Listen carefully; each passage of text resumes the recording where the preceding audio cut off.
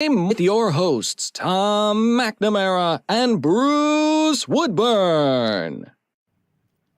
Hey there, how are you? I'm doing wonderful. How are you? Fantastic. I just never can get over the announcement when for the beginning of this show. Sounds like we're going into a bare knuckle fight. Well, you know what? Sometimes this industry is a little bit of a bare knuckle fight. So yeah, and they had their first bare knuckle fight in Orlando over the weekend. Did you see that? No, I missed that. Oh my gosh, MMA fighting has gone to a whole new level. I felt like there was a bunch of realtors and lenders out there just duking it out. Oh man, I'll have to check that out. Well, hey, speaking of a fight, right? So a lot of our customers, people that want to buy homes, can't because of poor credit, right? Right. Credit is definitely one of the challenges that people deal with. Yeah, absolutely. So I know we have prepared a little bit of information, like a top 10 list, right? Things to do and not do. So let's go ahead and get on it. Yeah, let's get on it. So if you have a client or you're struggling with credit and trying to get things removed, we're going to go over the top 10 things not to do or to do so that you don't make these mistakes. So first thing is, don't try to fix it yourself. You're not an expert at it. Even though you think there are things that you should do, oftentimes they will cause more problems than they will fix. I had a client recently called me and they were all excited because they paid off all their debt just before closing. Meant the lenders got to repull credit to now show these balances are zero. And because the debt went down, there was nothing to report, and it actually affected their credit negatively. They were completely shocked by that, but that can happen. So the reason I don't recommend you do it yourself is that when I look at somebody's credit, Tom, and I'm trying to improve a score, whether it's to help them qualify or maybe it may be just to help them get a better interest rate.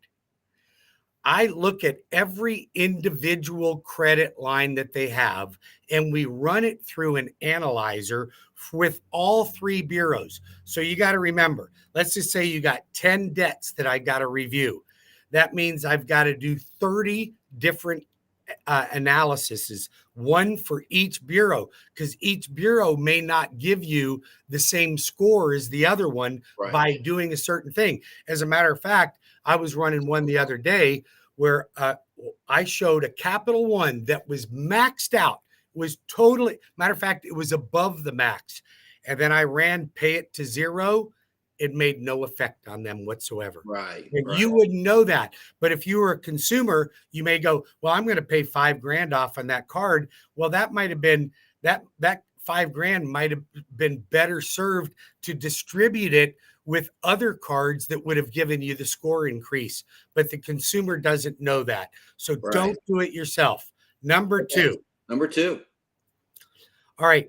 Don't pay off collections that are older than 1 year old. So if they're a new collection and you just found out about it, it's okay to go pay it off. However, sometimes the damage is already done. It's already done. And a lender's got to charge you a factor based on what that collection is. Usually it's 5%, meaning they're going to use 5% of whatever the balance is on that. That's typical. But in some cases, I won't even count a collection with some types of mortgages, so there's no point in paying it off. But what happens, Tom, is if you go back and you go, oh, I've had that collection for 3 years. Well, it's already started to fix itself. Right. The older the credit, the less of an impact it has on you. So what you've done is you've just brought it up to the top of the list. And now you're going to have major impact on it. So don't pay off old collections. Consult with somebody that knows what they're doing. And here's another thing. I'm not crazy about most of these credit repair companies. They're in it for the money. I don't get paid by fixing your credit. I just am able to help you save more money. So don't get duped into falling for one of these credit repair companies that overcharge you. And in some cases, people do need credit repair. In most cases, we can guide them in the right direction. Got it. All right. Number three. Number three. All right. Don't call the collection company to discuss the account unless you're prepared to pay it in full. The reason for that is it's a collection and it's already been reported. So as soon as you call them, it reactivates the current account. So Sure. now you just took an old account and brought it to the top, and you're going to start really affecting your credit negatively. And then if you're like, well, I didn't agree with that doctor bill that they sent me. My insurance was supposed to pay it. Then they're going to tag it as a dispute. Now, you think disputes are good because they're removed from the scoring model. When you dispute an account, it's removed from the scoring model. Okay. And you may go, well, that's great. But that's when Fannie Mae and Freddie Mac and HUD came in and said, any disputes have to be removed. Now, try to remove it after you've already disputed it without paying it. It won't happen. So you really caused yourself a lot more damage than you really needed to. Got it. All right. Let's go to number 4. Sorry. Okay.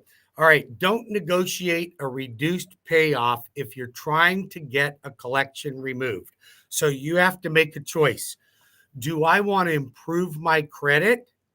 If I want to improve my credit right now, you short paying the collection agency ain't going to work, right? So what you want to do then is say, hey, look it, I'll pay you in full, but only if you delete it from all 3 credit bureaus. Now, they may or may not. Now, some cases, I've told the client, don't even call them and ask them, because these guys are trying to get as much money as they can. Just mail them a check. Don't pay it by credit card. We're going to talk about that.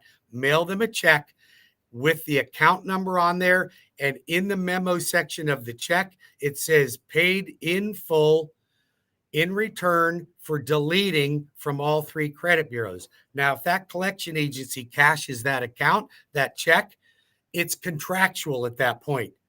Now, if they send it back to you, then they weren't willing to work with you. But if they cash it, that's a contractual obligation. Then you can go back and go, hey, wait a minute. You cashed my check. I got a copy of this check. It says you can only cash this check if you remove it or delete it from all 3 bureaus. You got a contract. There you go. All right. Okay. I went a little out of order there. So number 4, we went backwards. Don't pay it over the phone. Yeah, don't pay it over the phone. The reason you don't want to pay it over the phone is you have no record. They're going to get you to try to pay it over the phone with a credit card. But if you negotiated a reduced payoff or having it removed or deleted, and you did it over the phone, how are you going to hold that collection agency accountable to that? You have nothing to go by. So you always want to pay it by check. I mean, the old-fashioned check, because then you write in that memo section, paid in full. And if you can, you would say paid in full to ABC Collection Agency and XYZ, the original creditor. Because what happens is the original creditor didn't get paid by you. Right. So they've sold it to multiple collection agency. So you pay collection agency A, and then collection agency B pops up on it 2 weeks later because they bought the account as well. You better have a record that it's paid in full. Okay. Wow. All right. Number 6. Number 6, never agree to make installment payments on a collection account. It's the worst thing you could do. So either you pay it in full or you don't even talk to them. Because if you go into an installment agreement with them, then let's just say I have a collection for $2,000 and I'm willing to pay you $100 a month until it's paid off. $200, name the price, doesn't matter. Every time that payment's made, it's a late payment. And they bring that up as a late payment until the account's paid in full. Wow. That's harsh. Never make installment payments on a collection. Gotcha. Don't do it. All right. Number 7. Boy, this is hard to follow in math here. 6, 3, 4, 7. Well, we went out of order once. I love it. I love it. All right. Number 7. So some people think, oh, you know what? I just want to close a bunch of accounts that I have left open that I don't use. Let them go. Just let the credit card company close them when they want to. Don't close them or it could affect your credit negatively. Sure. Don't ask me why. It doesn't seem right, but there's a lot of things that aren't right with credit, but it is what it is. I actually know the answer to that one. I know why that hurts you, because one of the key factors is the age of your credit, right? Sure, Your of course. profile. And so if you have an account that's been open for 10 years and you close it, you drop a 10 out of the average. Oh, for All sure. your 2, 3s, and 4s are only things that's there. So, I mean, I've got credit cards that are 22 years old that, Never close them. Never close them, right? Never close them. But now the creditor may close them for you if you don't use them. So it's always a good idea to, even if it's got a 25% interest rate on it, go put a tank of gas in and pay it off when you get that's what I do. Yeah. I swap them around. I've got about 8 cards and I don't use them all the time, but I swap them around. I'll cycle one in and I'll cycle one out. Right. So, right. Yep. All right. Number All right, 8. Okay. Don't ever exceed 30% of your credit limit, even if you plan on paying it off in full at the end of each month. Now, listen, if you're trying to fix credit, you need to keep your credit balance at about $5. That's it. Not 0, not 30%. Once you have good credit, never exceed 30%. But I've got people that come to me and say, I've never made a late payment in my entire life. Why are my credit scores in the low 700s and not the low 800s? Because you're charging your debt up to the fullest and then you're paying it off. Well, what day does your creditor report to the bureaus? Because if they report on the 15th of every month and you're paying it off to 0 at the 25th of every month, then the bureau always thinks you're maxed out on your credit limit. So It affects you. Don't do it that way. You'd be better off to have more credit cards and always stay under that 30% limit. Now, the nice thing about that particular one is that's really quick to fix, because I exceed 30% on one card kind of often. And then I pay my cards every month. But you're maintaining good credit. Your credit scores are 800, so you're maintaining it. So remember, these strategies are for people that are trying to improve credit, not maintain good credit. That's right. That's right. And by the way, 10% is even better. It's anything under 10% For is sure. That's right. 100% correct on that. All right, number 9. All right, you should always have 2 to 3 major credit cards to build good credit. That doesn't mean a Best Buy card. That's not a store card. That is a major credit card. Visa, MasterCard, Discover card, American Express. These are the things that are going to help you build your credit. But you must have at least 2, if not 3. You don't need 10 of them.